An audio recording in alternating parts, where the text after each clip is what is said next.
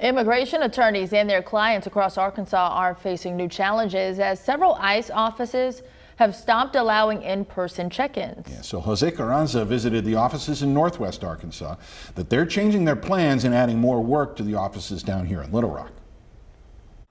With a pink sheet taped to a door, immigrants are finding out they must travel further for their regular check-ins with Immigration and Customs Enforcement. The sign in Fort Smith reading, "We are no longer taking appointments or check-ins at this office, and all appointments and check-ins are now to report to the Little Rock, Arkansas office." The offices that are closing are just the Immigration and Customs Enforcement offices. Okay. And they're not closing their operations, they're just closing to the public.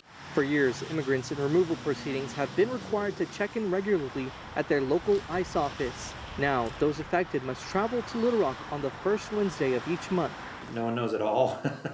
I've not been provided with any context. To my knowledge, none of my colleagues, and we speak on a fairly regular basis, have been given an explanation as to why this is happening. Immigration attorney Nathan Bogart says he is concerned about the impact this change will have on his clients, many of whom now face hours of travel for routine check-ins.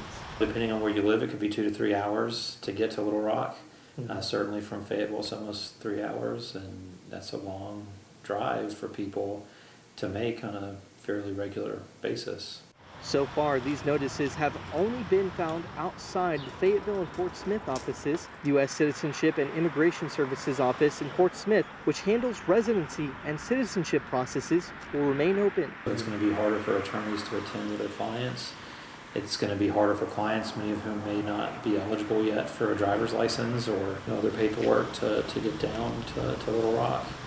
It's just kind of another one of those barriers that's being created for people to have access to the system. Bogart says despite these challenges, it's crucial for immigrants to continue meeting their obligations and attending check-ins as required. Definitely continue to respect their check-in dates. We know that ICE in Little Rock, from the information we've been told, is not going to see people on any day aside from the first Wednesday of the month.